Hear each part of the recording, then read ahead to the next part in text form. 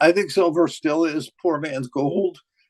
So it does have some of the characteristics of gold, but it also does have more of an industrial, you know, piece to it. I have a pretty aggressive forecast pre-bust again of $60, which may seem unbelievable given what we've dealt with this last decade, but $60 between now and the bust.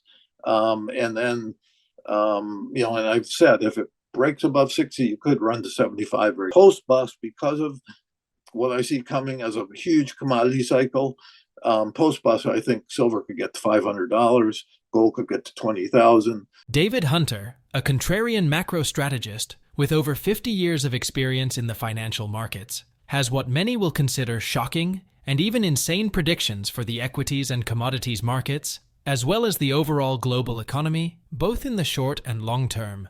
According to the renowned investor and analyst, we are currently in the beginning stages of a short-term melt-up that he believes would take the S&P 500 to 6,000 or 7,000, gold to $3,000, and silver to $60 or $75. Hunter believes this melt-up will be caused by FOMO as investors rush into the markets, especially when the Federal Reserve starts cutting rates later this year. With all categories of investors getting back into the markets at the same time, Hunter predicts that prices will soar tremendously, but only for a brief period. Sometime within the coming months, Hunter predicts more trouble signs for the global economy. This would begin in the form of a periodic recession, but it would be immediately worsened by the massive amount of leverage in the system.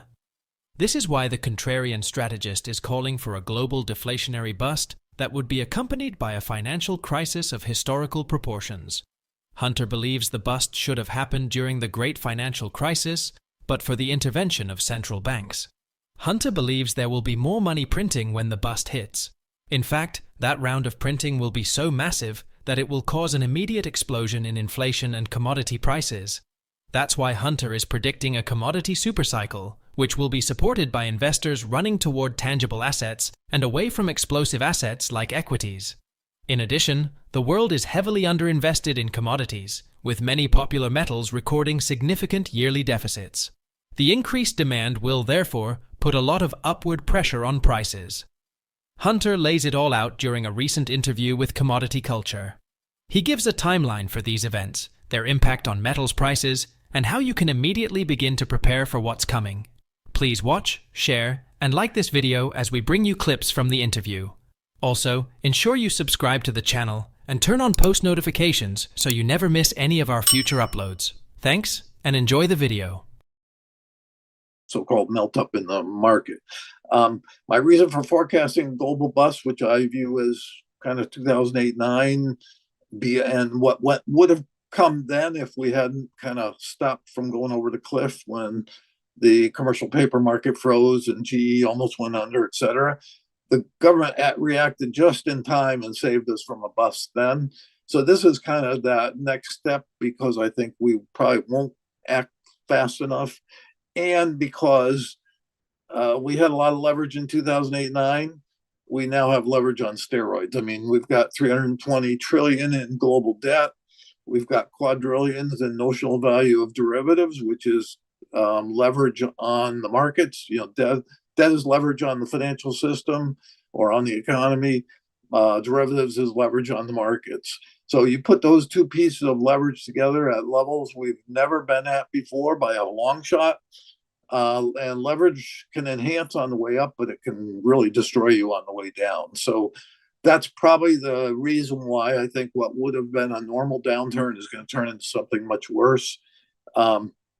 You add to that all the fragility that comes as a result of the pandemic. We've statistically come out of the pandemic, but there's still a lot of imbalances and things that resulted from that pandemic. And we can kind of forget about them because everybody's focused on what's the GDP number or what's some economic data number.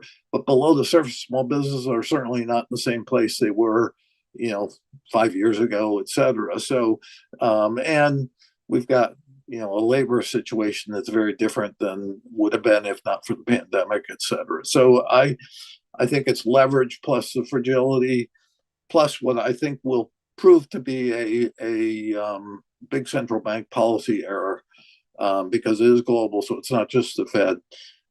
They're all fighting what I think is the last war, which is inflation. They got so surprised by the breakout in inflation after decades of disinflation that I think they're going too far in terms of wanting to see the results of everything they do. There's maybe a 9-month lag to policy, 9-month or year lag to policy versus the economy. There's probably a 2-year lag to inflation. So if you think about what the Fed is doing in terms of saying, and Powell's speaking today, obviously to Congress, will probably repeat it. They want to see more done to inflation. They want to see the results of their policy before they move. If you've got that kind of a long lag, you've already gone too far on the tight side, and by the time you realize you went too far, you're in a bust. So, it'll start with a recession, but then I think because of the leverage, move into a bust. And timing is tough. It's something we haven't had a bust in the post-World War II era. So the bust I am forecasting, as to how you deal with that along with the bust. And it's a melt up because I think we've gone since last October pretty vertical. It's just going to steepen right into the top, so parabolic. But then from there, whatever the top is, whether it's 7,000, it could exceed that. From there, you could drop 80%. So it's going to be important for people to fight their own emotions, because at the top, I can promise you, everybody, including institutional money managers. Hunter is predicting an 80% drop in stock prices at the peak of the bust and a general market meltdown that would affect all assets, including gold and silver, which he says will fall from a peak of $3,060, respectively, to about $2,000 for gold and $24 to $18 for silver. Hunter warns that it's important for investors to fight their emotions so they don't get caught in the FOMO. He further warns that only 2 assets will perform well during the bust: U.S. Treasuries and the U.S. dollar, because central banks will be printing like crazy, which basically means the Treasury Department will be everything they can lay their hands on from dealers, which will cause an explosion in demand and prices. After the bust comes the fun part for commodity and precious metals investors, as prices will skyrocket wildly. 2008-9, our banks were very leveraged and in rough shape, and we had the subprime issue in it, et cetera. Our banks are in much better shape this time around, but the rest of the world is not. I mean, European banks are in rougher shape. Canada kind of didn't. They were in great shape going into the 2008-9 situation. They didn't learn the lesson. They're now leveraged up, and have a lot of real estate issues over there. So Australia's got decades, and I mean many decade long real estate cycle has taken their real estate through the roof, and their banks are heavily involved. So there's potential elsewhere. Counterparty risk means even if our banks are in better shape than 2008-9, they're not immune from this. They're going to get hit hard too. So it's going to be what I call a free-falling financial system, and it's going to take a lot of money to stop that. So it'll take many efforts to figure out how much money really it takes to stabilize the system and get it to turn around. By the time they get done, that money will be way beyond anything we've ever seen before, and it will trigger an inflation cycle with a lag. I'm not saying it's going to come right away on top of the bust. You will see probably a period of a year or two where inflation comes first. We're coming out of deflation, so it's going to take a while to get to positive. Inflation, low inflation. By the end of 2026, you're probably in, mid to high single digits.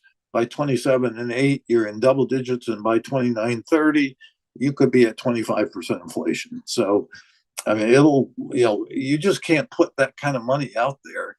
And remember, we've had decades of underinvesting in commodities.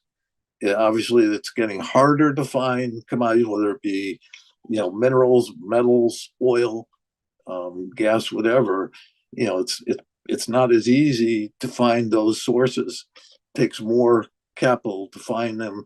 And with suppressed prices, the commodity companies didn't invest there. So it takes years for a new mine to be developed, oil fields, etc. This demand's going to come, probably by 27, 8, demand's going to be pretty strong, if not before. They're just not going to be the supply, even if you start developing new sources. There's just not going to be supply. And then on top of that, we got all this politicalization of energy. So alternative energy is just there's no way it can keep up with what's coming. And of course, we have onshoring, reshoring, nearshoring, all these new capital plants, semiconductors, inflation, and then you've got a shortage of supply, and you put it all together, and you can get some crazy price moves. So I'm calling for $500 oil by the end of the decade. I think, as I said, 20,000 gold. I think, I don't have numbers for copper or any, iron ore, et cetera, but you can just assume they're all going to go vertical. And so, at the same time, what does that say about the consumer? A commodity supercycle of epic proportions is what Hunter is predicting for precious metals like gold and silver and top commodities like crude oil. But not before we get a complete financial reset, when central banks finally realize that pumping more money into the economy is like throwing some fuel in a raging fire. Let us know what you think about the macro strategist's predictions in the comments section below. Please share your comments, thoughts, and observations. Also, ensure you subscribe to the channel, turn on post notifications, and smash the like button for more videos on gold, silver, and other precious metals. Thanks for watching.